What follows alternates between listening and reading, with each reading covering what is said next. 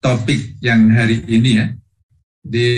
Kembali kepada konsep Tuhan ya dalam Islam, bahwa sudah kita pelajari bersama dan kita ketahui bersama, semua ulama ya, semua ilmuwan ya, pakar-pakar yang non-muslim sekalipun, mereka berpandangan bahwa konsep Tuhan itu memang tidak bisa terlepas dari manusia. Begitu manusia menemukan dirinya sebagai manusia, maka pada saat itu manusia itu bertuhan, ya, beragama.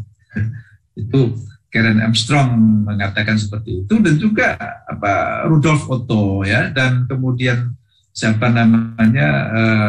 Paul Tillich dari kalangan Kristen dan filosof Amerika modern ya. Itu konsep ultimate concern.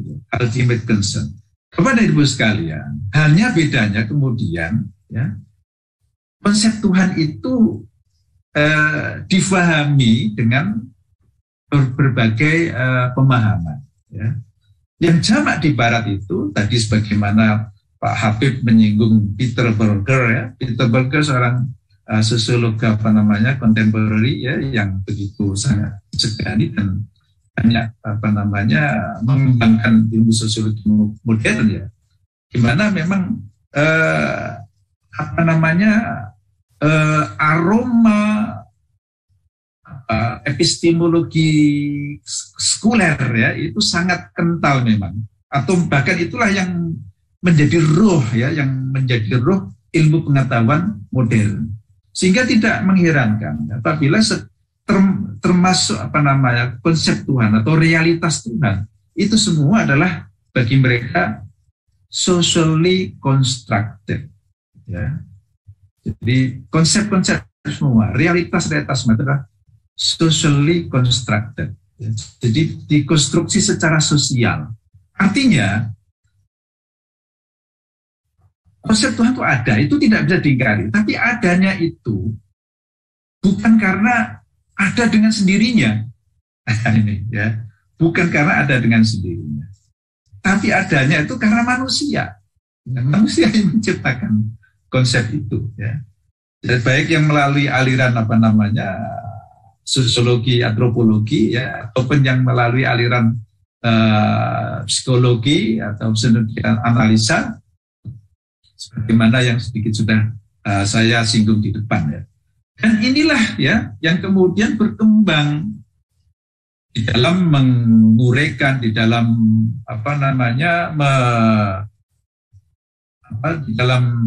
di dalam merespons ya, dan menjelaskan mengenai perbedaan dan keberagaman agama. Seperti John Hicks, ya. John Hicks bukunya itu Tuhan, konsep Tuhan ya, itu human responses to the ultimate. Ya. Jadi di situ nampak sekali bagaimana epistemologi modern, epistemologi sekuler itu nampak sekali di situ sudah. Ya. Dia memandang agama dan Tuhan itu adalah respons manusia, ya. Sikap manusia, bagaimana kita menyikapinya, ya. Bukan karena memang Tuhan itu discloses himself, ya, atau menunjukkan dirinya, ya, menampakkan dirinya kepada kita. Kalau kita di dalam Al-Quran, ya, melalui Al-Quran, kita tahu bahwa itu Tuhan sendiri yang menyebutkan dirinya, menampakkan dirinya, mendefinisikan dirinya, mendeskripsikan dirinya kepada kita. Bukan kita yang menciptakan Allah itu, tapi Allah itu memang ada. Allah is out there, ya. Ini bedanya dengan pendekatan modern Barat, ya. Maka jangan heran kemudian apabila seperti John Hicks ya, dan lain-lain itu, dia kemudian berkesimpulan bahwa semua agama benar. Karena bagi John Hicks, agama adalah semata-mata respons manusia. Dan respons selama itu respons manusia, maka tidak ada yang lebih benar antara yang satu dari yang lain. Semuanya memiliki porsi kebenaran, tapi kebenarannya tidak mutlak. Di sini ya, Kita masuk kepada perdebatan yang kosmo sekarang ini. Ya. Tapi Al-Quran tidak. Allah dengan jelas ya, ketika kita sudah pegang kuncinya ya, konsep wahyu dan nabi sudah kita pegang, maka Al-Quran sudah terkunci, ya sudah terbuka, ya, sudah kita bisa buka di situ. Ya. Allah sendiri menyebutkan di dalam Al-Quran ya, dirinya, namanya, ya, ajarannya itu dijelaskan secara jelas, sejelas-jelasnya. Sedetail-detailnya yang diperlukan untuk apa curiositas manusia, ya. Apa yang diingin diketahui oleh manusia itu, ya, tentang dirinya itu dijelaskan semua, ya. Dan di surah Muhammad ini ya, disebut lebih dari 2.500 kali di surah Muhammad, fa'lam annahu la ilaha illallah, ya. Jadi la ilaha illallah, statement bahwa tiada Tuhan yang berhak disembah. Ya? Artinya Tuhan itu karena semua manusia itu meyakini adanya Tuhan. Ya? Maka Al-Quran itu secara faktual ya, itu memang mengakui bahwa adanya konsep-konsep Tuhan itu ada banyak. Tapi konsep Tuhan-Tuhan yang ada itu, ya, maka kemudian dinafikan ya di dalam Al-Quran ini, la ilaha illallah, ya. La ilaha al-ma'bud ya bihaqqin illallah. Jadi para mufassirun di dalam menafsiri la ilaha illallah ya, itu di situ menyimpan dhamir ya. Al-ma'bud bihaq atau yastahiqul ibadah. Ya. Jadi tidak hanya tafsirnya tidak ada Tuhan selain Tuhan, tidak. Ya. Tapi tidak ada Tuhan yang berhak disembah. Karena faktanya di sana banyak Tuhan-Tuhan itu. Ya. Tapi semuanya Tuhan palsu, tidak berhak disembah. Kecuali Allah Subhanahu wa taala. Nah, ini di dalam Al-Quran, di surah Muhammad ayat ke-19 ini didahului dengan fa'lam. Maka ketahuilah. Cari ilmunya. Kita disuruh berilmu di sini, mengetahui. Ya. Artinya kita harus melakukan eksplorasi. Kita melakukan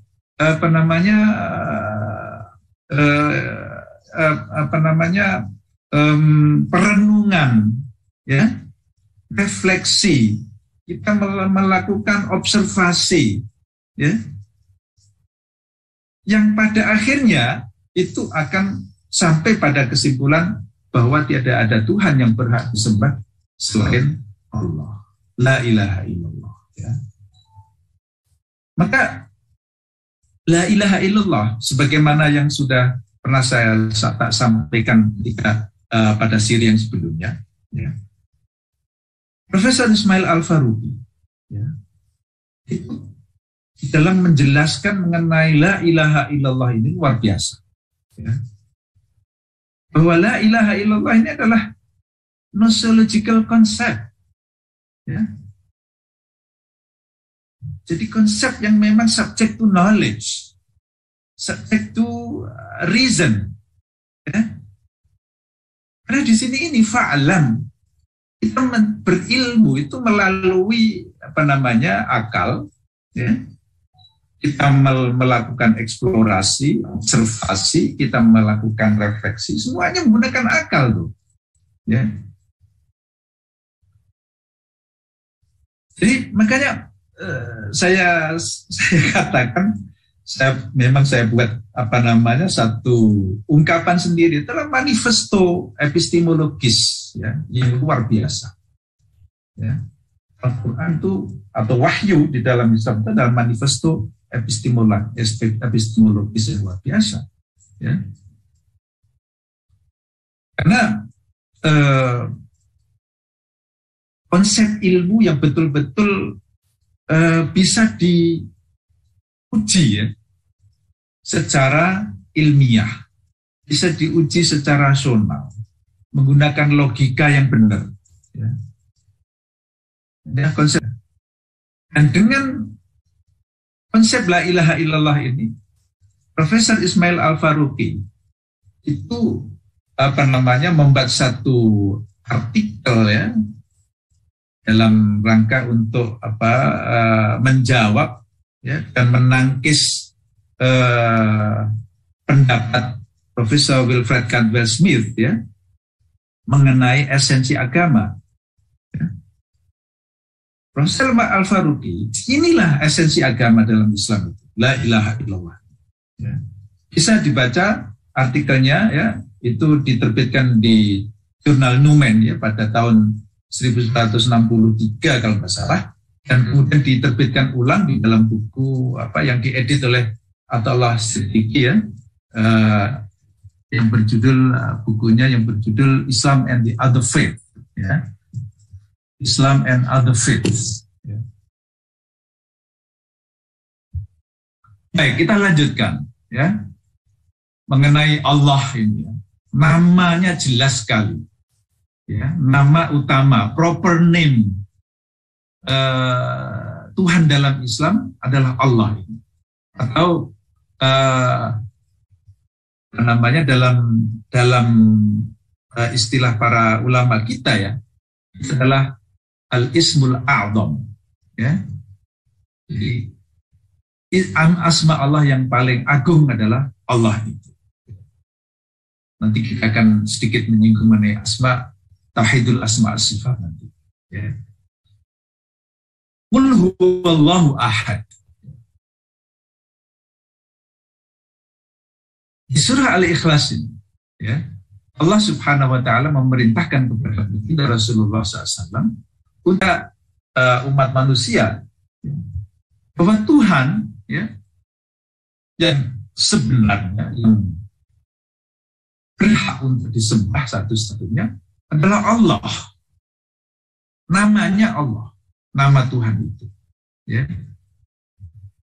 Dan dia adalah Ahad, Maha Esa, Maha Tunggal ya. Ini statement yang tidak memerlukan interpretasi ya, karena straightforward ini sudah self-explanatory ya. Qul huwallahu ahad ya. Dan Allah yang Maha Ahad ini ya, adalah tempat kita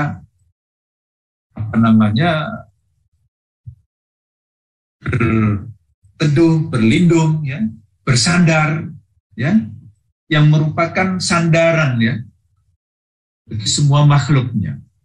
Lam yalid walam yulad, ia tidak beranak dan tidak diperanakkan, walam yakul lahu kufuwan ahad. Artinya clear di sini, ya, semuanya clear bahwa wujud Allah Subhanahu wa taala wujud yang unik. Ya. He is the one and the only. Ya. Tidak ada dua-duanya, tidak ada duanya. Ya. Ini ditegaskan lagi di dalam surah Asy-Syura, laisa kamitslihi syai' wa huwas samiul basir. Ya. Tidak ada satupun yang menyerupainya. Dan ia adalah Maha mendengar dan Maha melihat.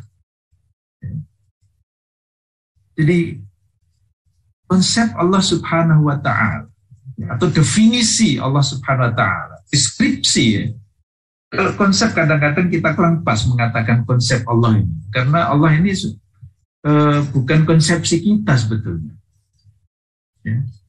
Allah konsep itu apabila memang belum jelas ya, dan kemudian kita mencoba untuk mengkonsepsikan dari pemahaman kita ya. Tapi Allah ini lain ya. Maka lebih tepat jika dikatakan deskripsi dan definisi ya, Allah yang didefinisikan oleh dirinya sendiri ya, yang dideskripsikan oleh dirinya sendiri. Atau dalam bahasa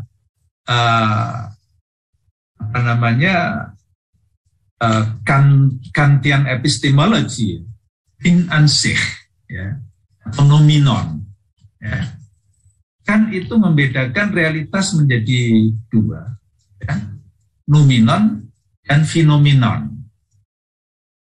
Ya, noumenon atau Ding an sich itu adalah sesuatu sebagaimana dirinya sendiri, think as it is in itself, yang kemudian diadap dan dipinjam oleh John Hick untuk menjelaskan konsep Tuhan dia, ya, yang absolut itu, ya.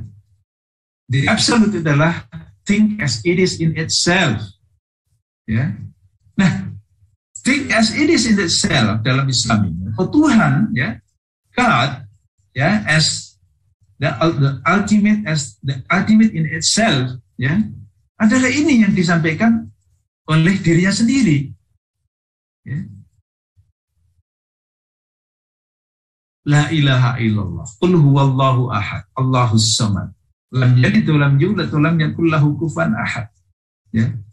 Jadi ini adalah dirinya sendiri.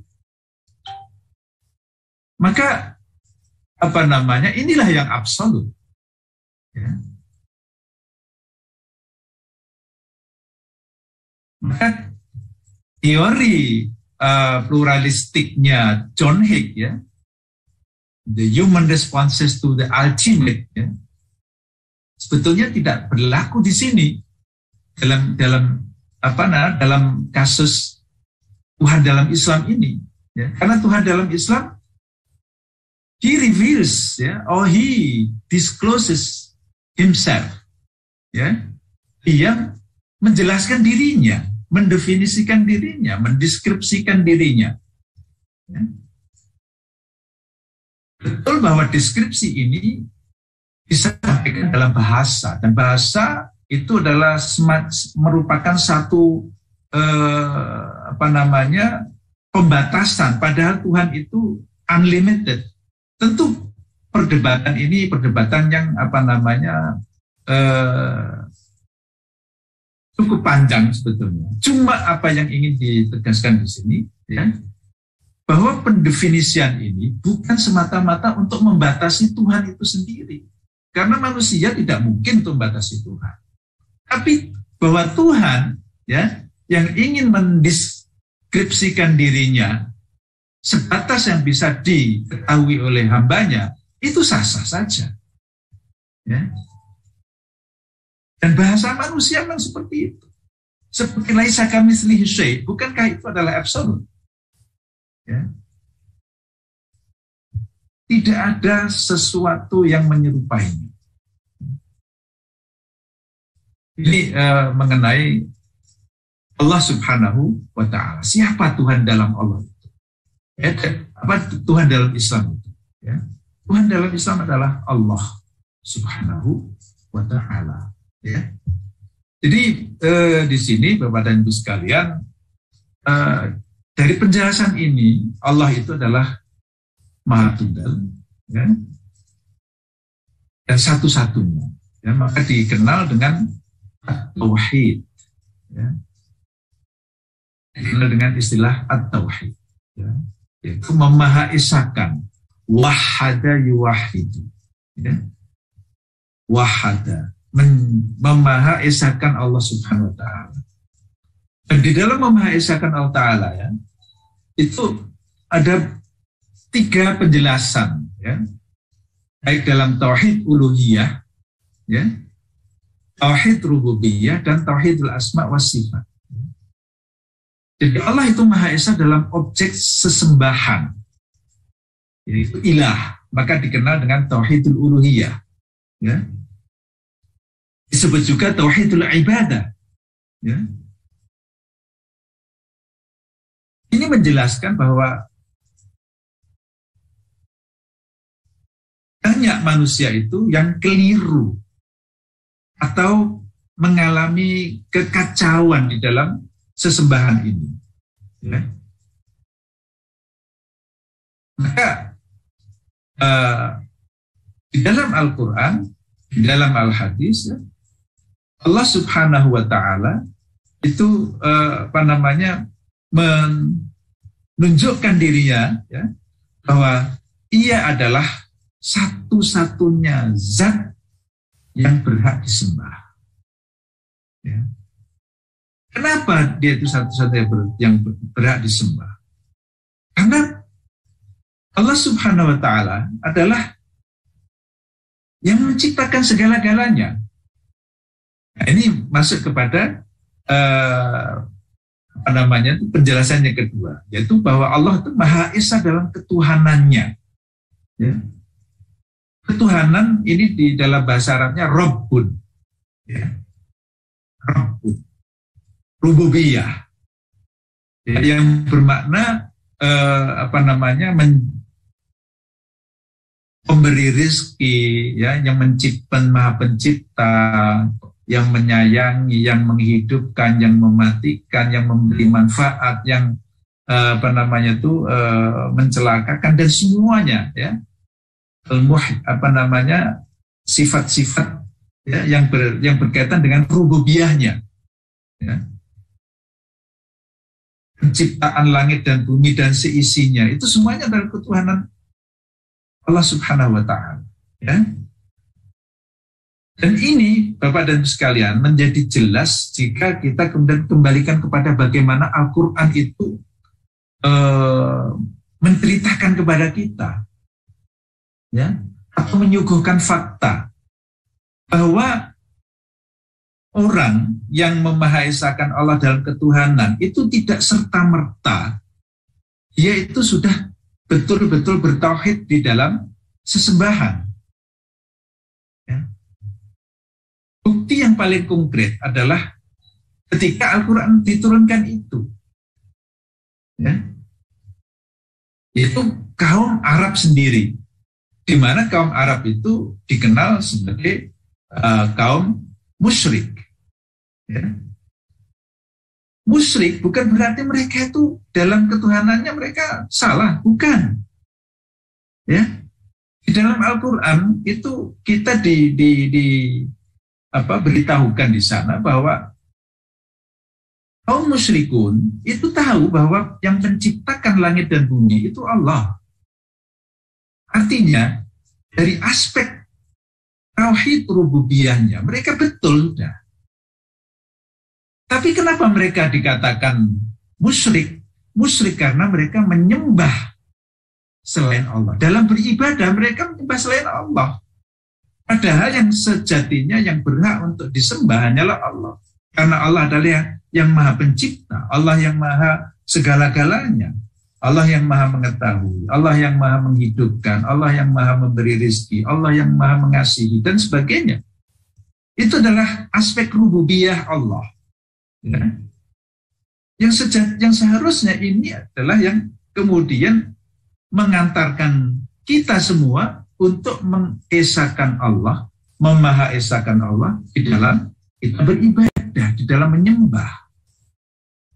Artinya di dalam kita berterima kasih, ya, di dalam kita bersyukur, di dalam kita beristighfar, di dalam kita bersalat, di dalam kita bersedekah semua, ya, di dalam kita amalan-amalan kita semuanya, semestinya itu kita arahkan kepada objek sesembahan yang satu ini, yaitu Allah Subhanahu wa Ta'ala. Ya.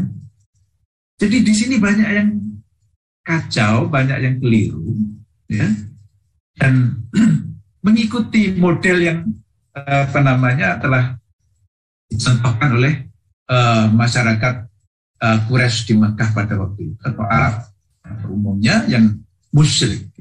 Mereka musyrik itu musyrik dalam sesembahan sebetulnya, ya, di dalam menyembah, di dalam ibadah mereka. Sebab di dalam ketuhanan mereka itu ayat-ayat Al-Quran yang cukup banyak, ya, ada beberapa ayat, ya, di situ. Kalau misalnya wala in sa'altahum man khalaqas samawati wal ard, ya. Seandainya kau tanya Muhammad mereka, siapa yang menciptakan langit dan bumi? Mereka akan menjawab, Allah. Artinya dari segi rububiyah mereka itu benar sudah, lurus, ya. Cuma kekeliruan mereka ketika mereka beribadah. Karena mereka menyembah Al-Lata, menyembah Al-Uzza, menyembah Al-Manah, Hubal dan sebagainya. Ya, sebagai sesembahan-sesembahan selain Allah. Dan di sini Allah yang tidak rela di situ itu apabila dia itu disekutukan, apabila Allah itu disekutukan dengan makhluknya. Jadi di sini Bapak dan Ibu sekalian konsep Allah yang begitu clean ya, begitu jelas ya di dalam Al-Quran ini. Ya.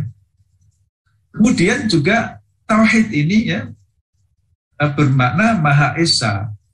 Ya, Allah Maha Esa dalam nama dan sifat. Sehingga nama-nama itu memang khas hanya untuk Allah Subhanahu Wa Taala.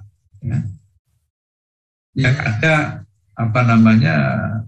disebut di dalam sebuah hadis ya, inna lillahi tis'an wa tis'ina isma man ahsahu dakhala jannah. Ya. Allah memiliki 99 nama yang indah ya. Karena siapa yang menghitungnya, menghitung dalam hal ini artinya mengetahui ya, mendalami maknanya ya. Dakhala jannah. Ya. Karena nama-nama Allah itu ya, itu kita dianjurkan ya, ketika kita berdoa kita menggunakan al-asmaul husna ya. Di surah Al-A'raf ya, walillahil asmaul husna fad'uuhu biha ya. Dan bagi Allah adalah nama-nama yang indah. Allah memiliki nama-nama yang indah. Ya. Fad'uuhu biha, maka berdoalah kalian. Memohonlah kepada Allah menggunakan asma Allah al-husna itu. Ya. Maka boleh menggunakan ya Latif, ya Khabir, ya Alim, ya Sami, ya Basir, ya Hayyu, ya Qayyum. Ya. Untuk kita berdoa. Ya Jabbar, ya Mutakabir, ya Qahar. Ya. Walillahil asmaul husna fad'uuhu biha. Maka inilah makna tauhid ya. Tauhid di dalam objek sesembahan, tauhid di dalam ketuhanan, dalam bertuhan ya, dan tauhid dalam nama dan sifat-sifatnya ya. Semuanya itu adalah kita maha esakan Allah. Di situ tidak ada yang menyerupai dan sisi tidak ada yang bersekutu dengan Allah Subhanahu Wa Taala. Tapi Allah semata-mata adalah Esa. Dan itu juga yang diwahyukan ya kepada seluruh nabi-nabi terdahulu. Ya. Innani anallahu la ilaha illa ana fa'budni. Ya. Innani anallahu la ilaha illa ana fa'budni. Sesungguhnya aku, ya ini di surat Tuhan ini disampaikan Allah kepada Nabi Musa alaihissalam. Sesungguhnya aku, ya, aku adalah Allah, la ilaha illa ana fa'budni. Ya. Tidak ada Tuhan yang berhak disembah selain aku, maka beribadahlah kepadaku. Fa'budni. Ya. Begitu juga di surah Al-Anbiya. Ya. Wa ma arsalna min qablika mir rasulin illa nuhi ilaihi annahu la ilaha illa ana fa'budun. Tidaklah aku utus ya. Kami utus sebelum kamu wahai Muhammad seorang rasul ya, kecuali kami wahyukan kepadanya bahwa tidak ada Tuhan yang berhak disembah kecuali aku. Maka sembahlah aku. Ya. Wa ma umiru illa liya'budu ilahan wahida la ilaha illahu ya subhanahu amma yusyrikun di At-Taubah. Wa laqad ba'atsna fi kulli ummatin rasulan an i'budullaha ya, untuk beribadah kepada Allah saja ya. Di surah Az-Zumar, qul inni umirtu an a'budallaha mukhlishan lahuddin. Jadi diperintahkan kepada junjungan kita Nabi Agung Muhammad SAW. Ya. Kemudian alhamdulillahirabbil alamin. Ini mengenai rububiyah Allah. Ya. Dan dimulai dengan alhamdulillahirabbil alamin. Ya. Ibadah. Kita membaca tahmid, ya, kita bersyukur kepada Allah. Ini adalah ibadah. Salah satu bentuk dan praktik ibadah. Ya. Kenapa? Karena Allah adalah yang Rabbil Alamin ini. Ya. Seakan-akan kita bersyukur itu, ya, Allah di dalam ayat ini ya, dikaitkan dengan karena Allah adalah yang menciptakan, yang mengurus, yang mengatur semuanya, ya, semua jagat ini seisinya, ya, termasuk kita yang ada di dalamnya. Ya. Begitu juga ayat-ayat yang berikutnya, semuanya dikaitkan antara tauhid uluhiyah dengan tauhid rububiyah di sini. Falilhamdulillah Rabbis samawati wa rabbil ardi rabbil alamin. Ya. Maka hanya bagi Allah, ya, seluruh puji-pujian, ya, yaitu zat yang menciptakan, yang memiliki, yang mengatur, ya, segala-galanya, ya, yang ada di langit dan ada di bumi. Ya. Jadi Bapak dan Ibu sekalian, ya, kegagalan memahami hakikat kemahaesaan Allah Subhanahu wa Ta'ala ini berakibat fatal dan menimbulkan kekacauan dalam orientasi diri seseorang.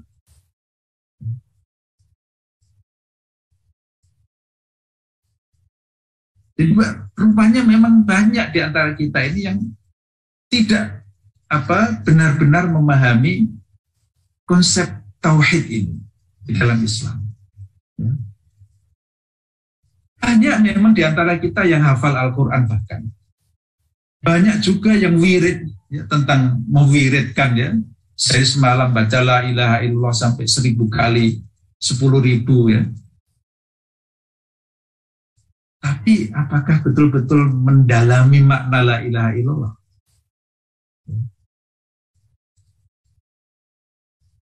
Maka kegagalan ini, ya,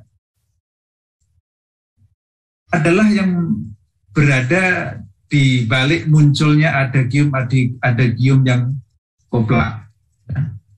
Ada gium yang enggak sebetulnya tidak logik, ya. Ada gium yang mengandungi apa yang disebut dengan logical fallacy. Ya. Seperti apa? Islam yes, politik Islam no. Ini adalah ada gium yang koplak.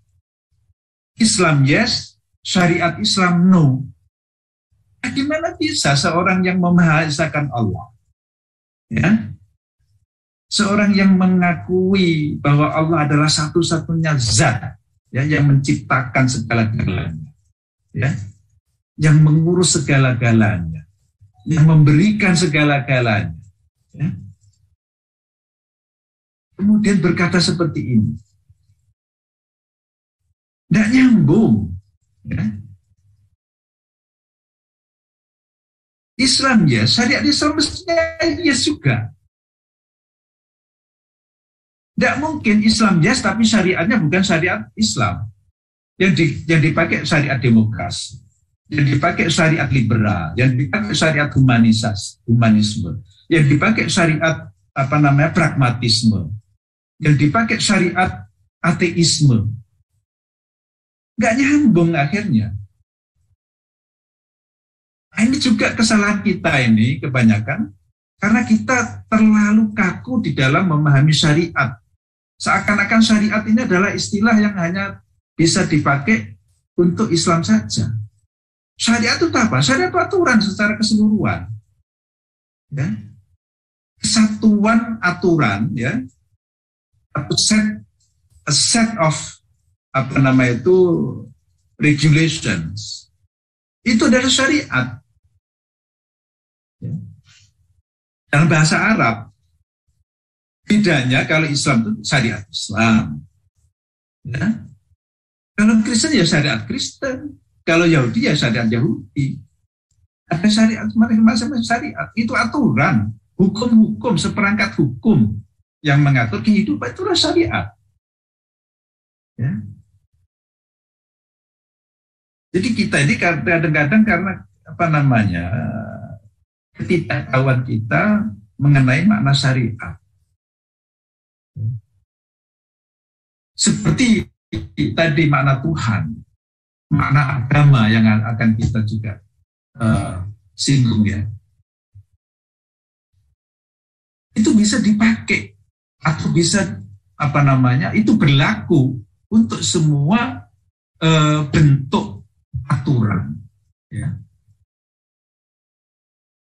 Hanya karena syariat ini berbahasa Arab ya, dan kemudian karena Islam itu lebih kental dengan bahasa Arab, kemudian syariat itu hanya dalam Islam, bukan. Ya. Syara'ah, di sana ada syara'ah. Ya.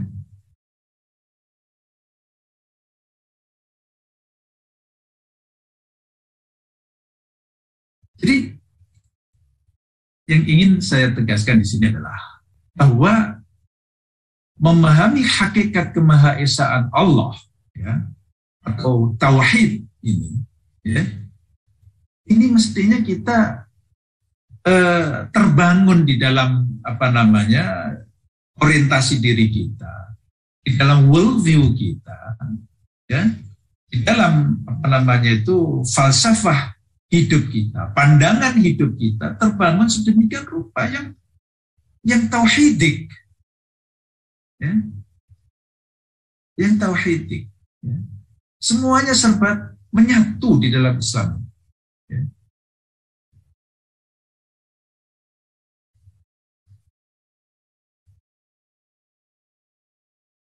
Jadi inilah ya yang kemudian membentuk kepribadian, membentuk Weltanschauung, membentuk worldview, ya, generasi-generasi awal, ya, sebagaimana yang terwakili ya dalam pernyataan seorang sahabat, ya, yang merupakan salah satu bagian dari tentara Islam pada waktu ketika sama-sama datang untuk masuk ke Persia, ya, dan terjadi pertempuran di Al-Qadisiyah, ya.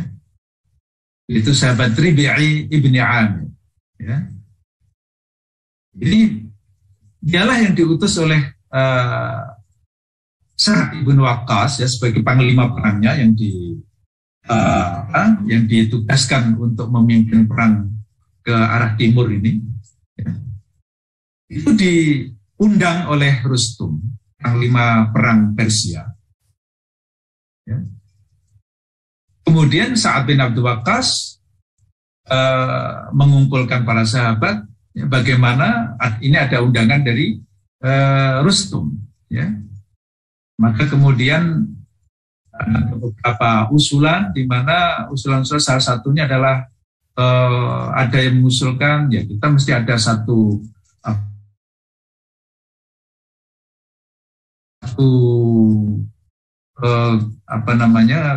kelompok, ya, yang diutus, ya, menemui Rustum ini, memenuhi panggilan Rustum, ya.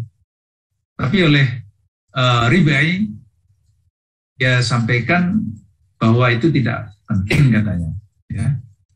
Justru kalau kita datang, ya, rame-rame seperti itu dengan begitu, berarti kita betul-betul kayaknya takut kepada mereka, ya. Maka Rustum usul kepada Sa'ad bin Abi Waqqas, ya, mengusulkan dirinya siap untuk menghadap kepada menghadiri undangannya Rustum itu. Dan dia dengan pakaian yang seadanya, kudanya juga kuda tidak begitu besar, gagah, tapi kudanya pendek, diriwayatkan adalah wafrasun qasir, ya, pendek kudanya, ya. Jadi dia tidak ingin menghargai undangan itu sebagaimana melebihi apa yang berhak. Sehingga ini sebetulnya untuk menghancurkan psikologi musuh sebetulnya, bahwa tidak begitu direken lah ya. Tapi sungguh mengagumkan ya, Rib'i bin Amir ini ketika kemudian datang dan kemudian masuk ke kemahnya Rustum ini, dan ditanya oleh Rustum, ya, ma ja'at bikum, faqala Allahu ibta'asana linukhrija man sya'a min ibadatil ibad ila ibadati rabbil ibad wa min dhiqid dunya ila si'atiha wa min jawril adyani ila adlil Islam. Jadi jawabannya begitu, jawaban yang tipikal ya, tapi jawaban yang betul-betul memang mencerminkan bagaimana seorang muslim itu, keimanan seorang muslim, ketauhidan seorang muslim itu menjadi betul-betul nampak di dalam kepribadiannya. Ya. Kami datang ya, kami diutus ya untuk mengeluarkan ya siapa saja yang dikehendaki oleh Allah ya, dari menyembah sesama manusia ya, menyembah sesama makhluk ya, kepada menyembah kepada Tuhannya makhluk, Tuhannya manusia. Wa min dhiqid dunya ila si'atiha, dari kesempitan dunia kepada keluasannya. Wa min jawril adyan ila adlil Islam, ya, dari kelaliman agama-agama menuju ke keadilan Islam. Subhanallah, inilah izzah ya seorang yang betul-betul tauhidnya matang, yang tauhidnya betul-betul sudah menjadi jiwa ya, menjiwa di dalam dirinya ya. Ini adalah Rib'i ibn Amir. Itu adalah refleksi ataupun manifestasi ya, tauhid yang demikian nyata ya. Jadi di dalam Islam ini ya, di dalam Islam ya, konsep Tuhan itu ya demikian jelas ya, dan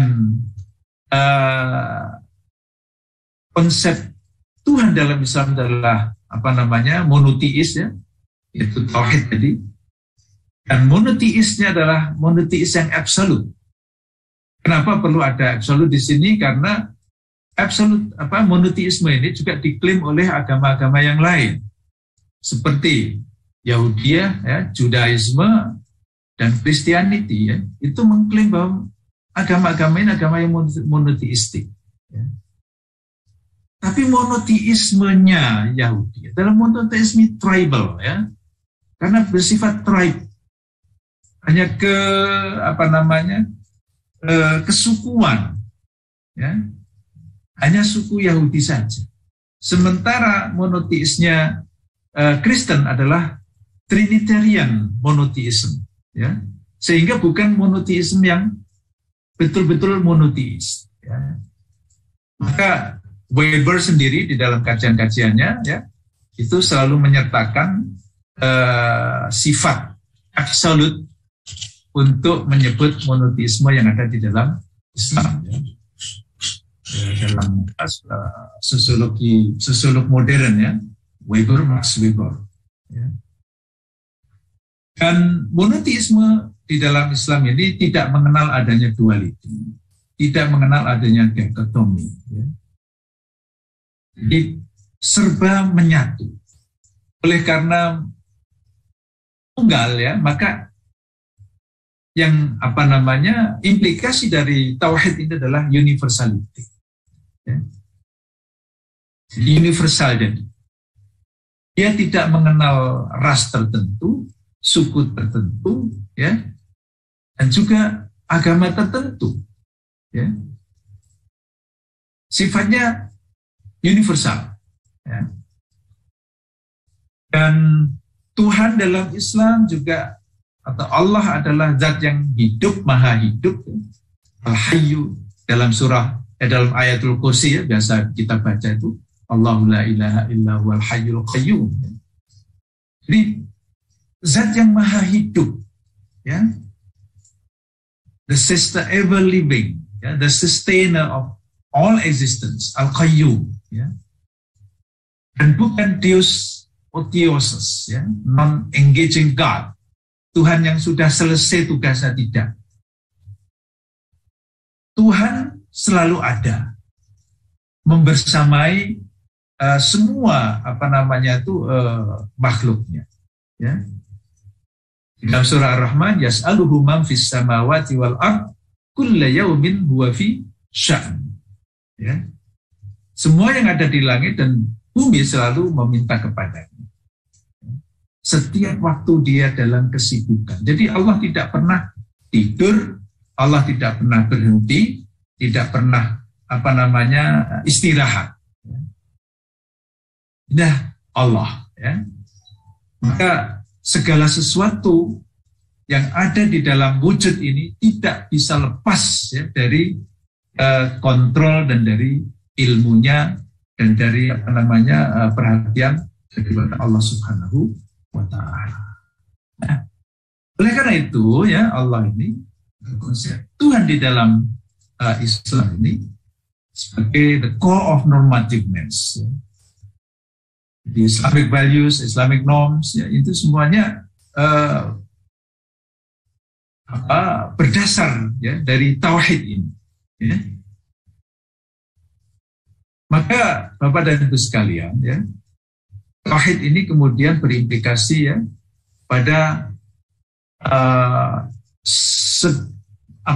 implikasinya luas sekali. Ya. Implikasinya adalah kesatuan makhluk. Ya. Semua makhluk adalah satu di mata Allah SWT. Ya. Itu satu dalam kemakhlukan. Karena diciptakan oleh Allah Subhanahu wa Ta'ala. Itu nanti akan kita bicarakan dalam konsep al-kaun ataupun universe, ya. Alam semesta. Kemudian the unity of source of life, ya. Sumber kehidupan pun juga tunggal. Ya. Dengan konsep Tuhan yang tunggal ini, yang maha tunggal, semuanya serba tunggal. Sumber kehidupan, ya. Termasuk sumber ilmu pengetahuan, ya. Dan juga kesatuan divine guidance, ya, petunjuk ilahi. Semua petunjuk tunggal, ya, karena semuanya daripada Allah Subhanahu wa Ta'ala. Dan the unity of religion, ya, agama pun juga tunggal, itu Islam, ya, sebagaimana yang sudah kita pelajari bersama, dan insya Allah juga akan kita singgung tentang agama ini mungkin dalam pertemuannya akan datang, ya, waktunya sudah tidak mengizinkan lagi.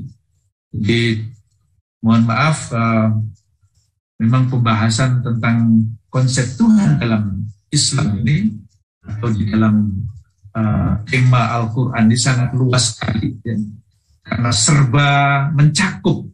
Ya, tidak ada satu aspek apapun dalam wujud ini yang tidak ada hubung kaitnya dengan Tuhan. Ya. Maka memang memerlukan waktu yang cukup panjang untuk bisa mengurai ini. Tapi insya Allah, ya, dengan apa yang sudah kita bincangkan dan kita bicarakan bersama ini, mudah-mudahan setidaknya memberikan gambaran untuk kita melakukan eksplorasi sendiri, ya, secara mendalam, ya, dengan membaca buku-buku, rujukan-rujukan dan sumber-sumber rujukannya relevan, ya, insya Allah. Demikian saya rasa Bapak dan Ibu sekalian, aku kali hada wa astaghfirullahaladzim, dan saya mohon maaf kurang lebihnya. Terima kasih Pak Habib, terima kasih Pak Syahran. Wassalamualaikum warahmatullahi wabarakatuh.